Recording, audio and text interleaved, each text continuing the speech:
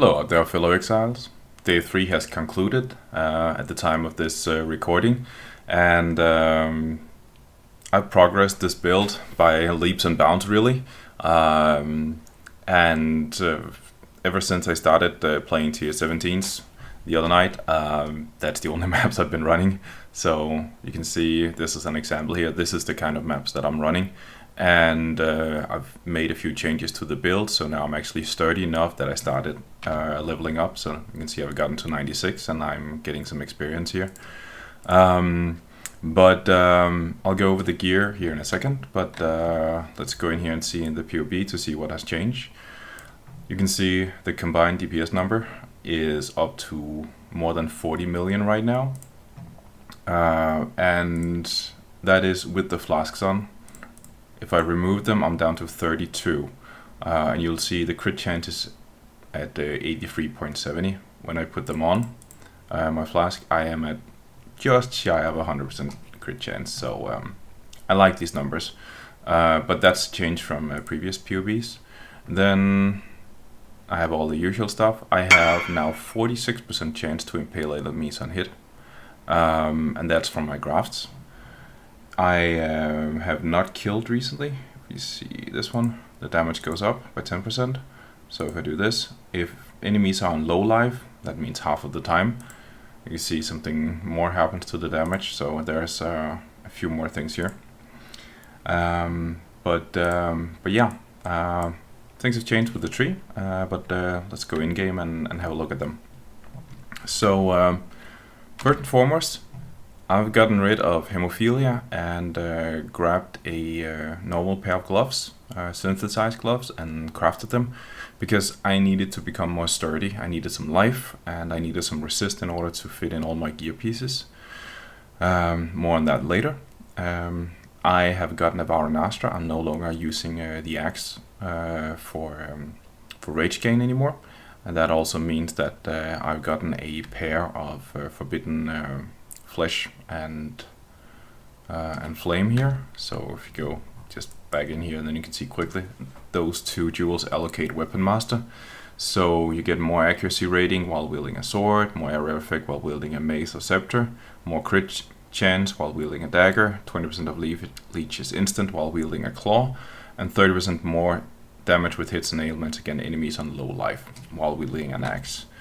And because Varanastra counts as all melee weapon types, you get all of these bonuses. And then I bought a corrupted one, so I get some increased area effect from the implicit. Helmet, I can't recall if this was on yesterday. I don't think it was, so this is a new acquisition.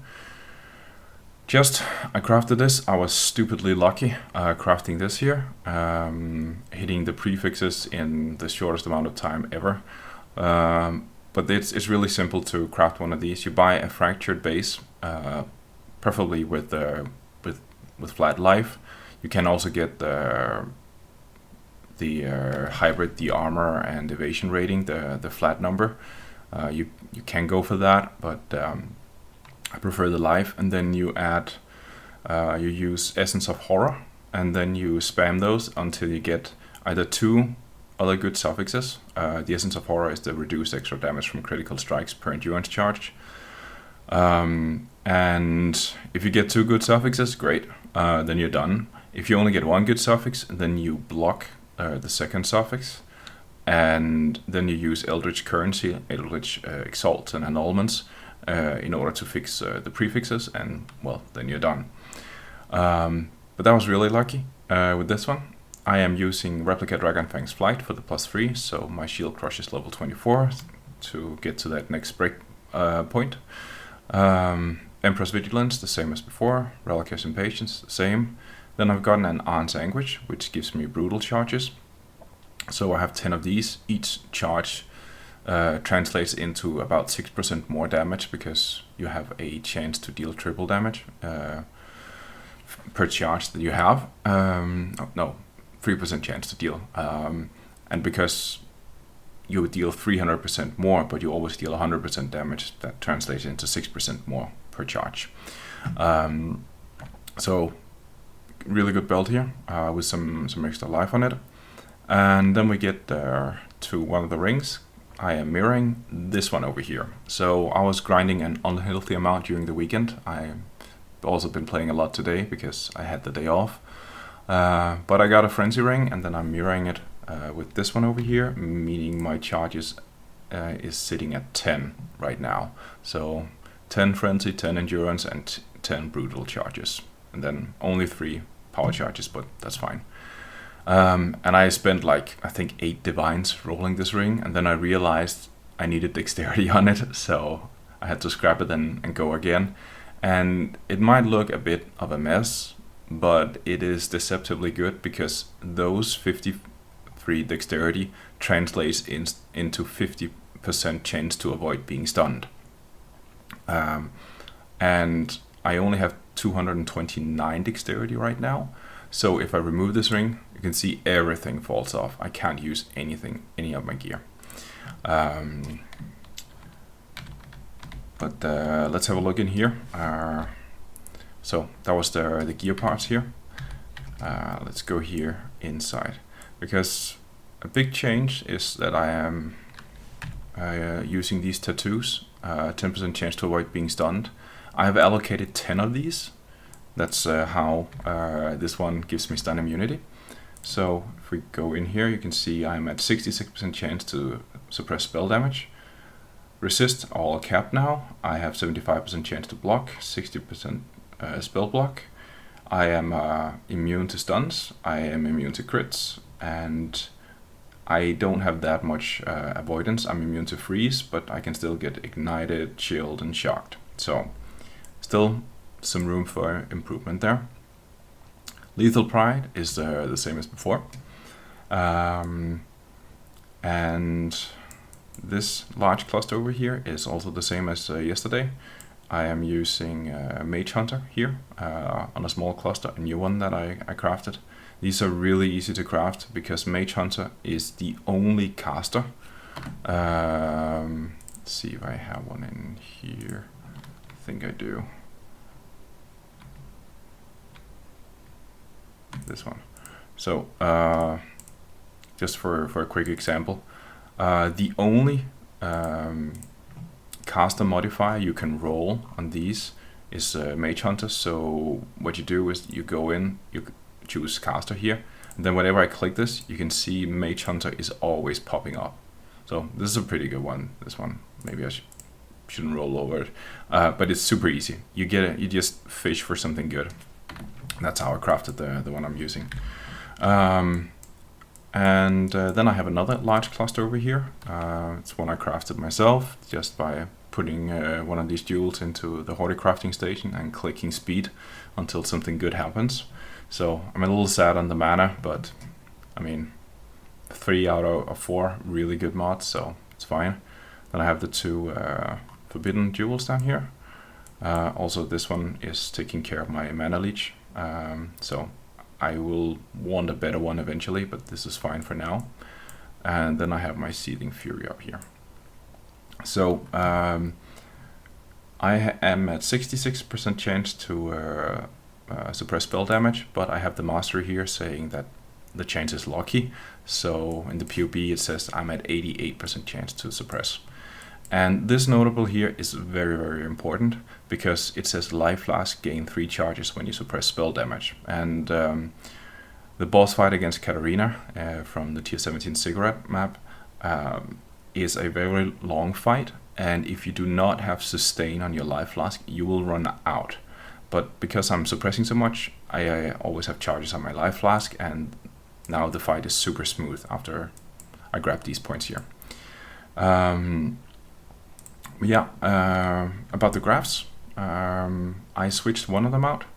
I still have some chance to bleed on this one, but I grabbed the chance to impale on both right now, meaning I don't have to use impale support anymore, and I am still sitting at more than 100% chance to impale because I have this wheel here, and I also have the second wheel here with impales.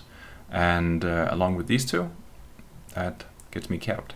So try and check trade for some good ones here.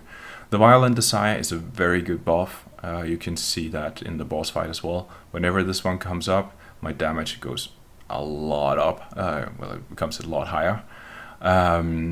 And Seize the Flesh, it doesn't matter. I just want the value from the old graft. That's all. Okay, so Hemophilia. I am still using this crit wheel over here because there's 20% chance to apply bleed with it, and then there's so much crit chance and also some crit multi down on it. So I have actually chosen to keep going with it because 20% chance to apply bleed, and while I'm attacking, let's see in here, I'm attacking 5 times per second, and each attack hits twice because of the overlapping waves of Shield Crush. So that's 10 attacks per second, meaning it takes half a second. And then I should be hitting one of these 20% chance. And whenever a target is bleeding, that'll last for, I think, 4 or 5 seconds. And anyway, I'll be able to keep it up. So that's pretty good. Then I have a small tip here. So also, if you see the map showcase after this build explanation, you can see my clear isn't as good with these gloves over here as with Hemophilia because I don't have the explosions anymore. But the build is so much sturdier with these gloves, so I'm fine with it. It's a little more difficult to clear the Blight Hearts, but it's fine.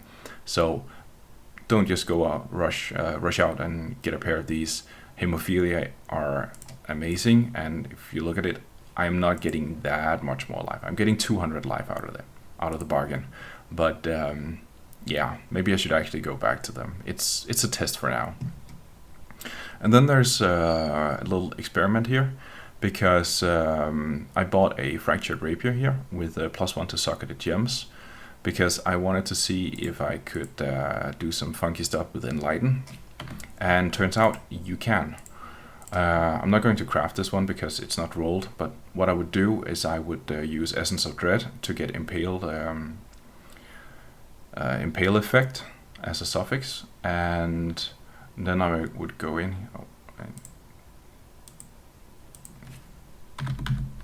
Okay, so yeah, so you can see +2 to level of socketed support gems. I am able to craft it on this. So that means if I do that, I'll get +3 level to this Enlighten here, and that will give me a lot more mana reservation efficiency. Only for 2 slots though, but if you want to use a 50% aura, then it's a really good option. So yeah. Yeah, about the auras, I am using Precision, and I am also using Arctic Armor, and I'm using Flesh and Stone. And in the map showcase, you'll see that I'm switching a lot back and forth between the two. When I'm mapping, and also if I'm running dangerous maps, I will stay in Sandstance all the time because of, where is it, Flesh and Stone.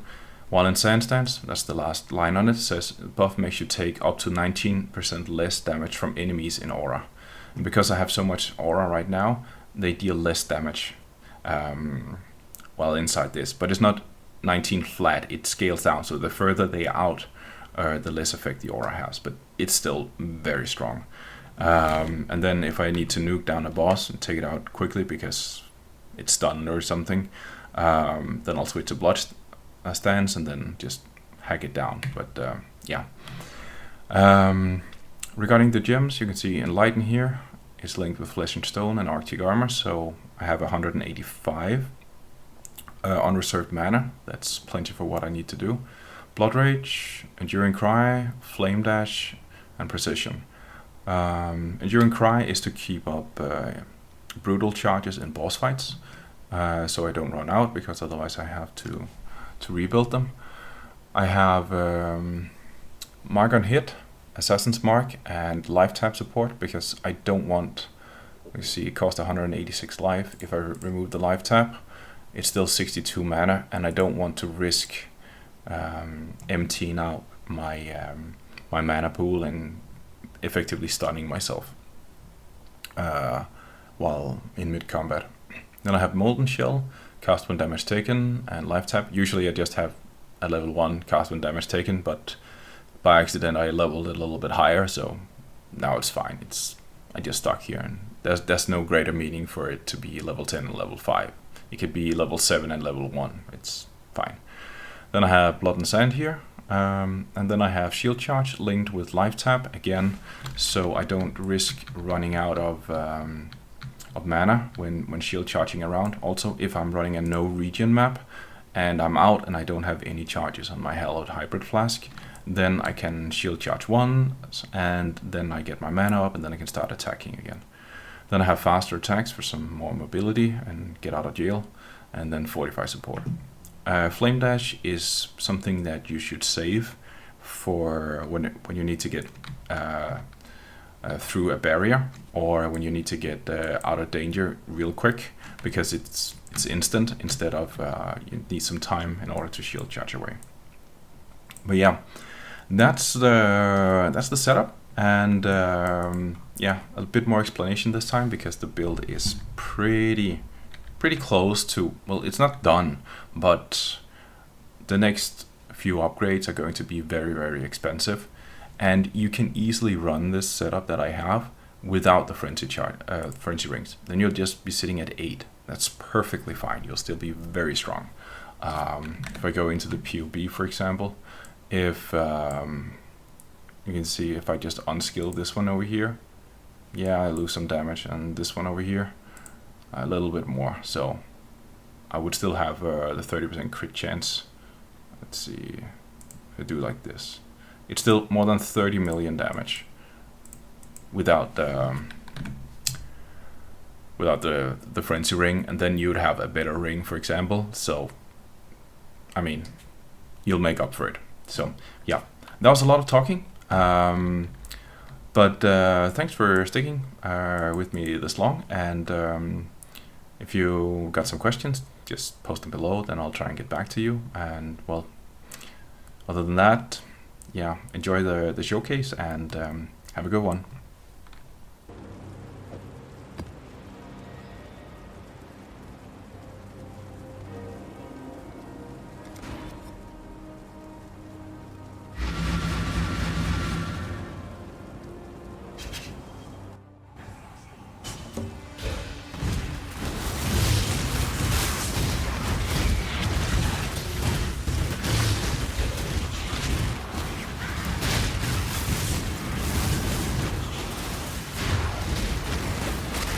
Can't do this just yet.